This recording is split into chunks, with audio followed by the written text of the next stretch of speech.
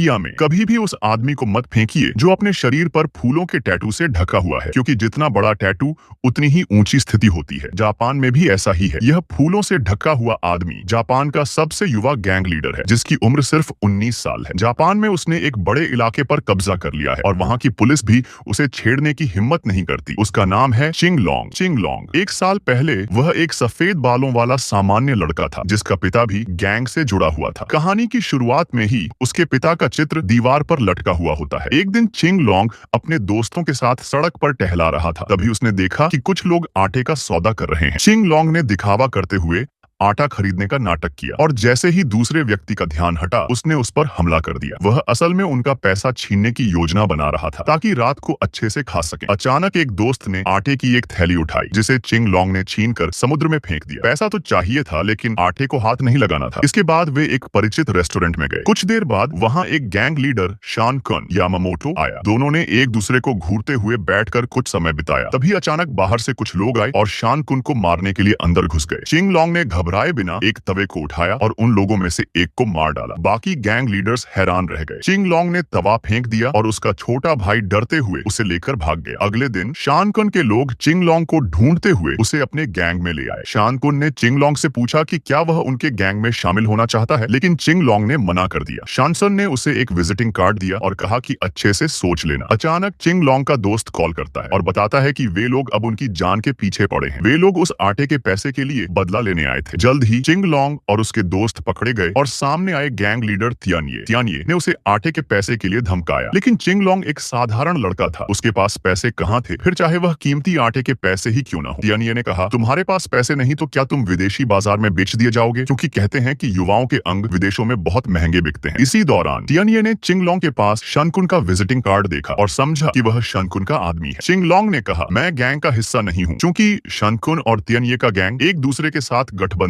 में थे, इसलिए तियानिये ने पुष्टि के लिए शानकुन को कॉल किया। कुछ ही देर बाद शानकुन के लोग चिंगलोंग को वापस अपने घर ले आए। जब चिंगलोंग ने शानकुन से मुलाकात की तो शानकुन ने बस एक सवाल पूछा, क्या तुम्हारे पास जाने के लिए कोई जगह है लोंगजी? और इसी सवाल ने चिंगलोंग को सोचने पर मजबूर कर दिया। यह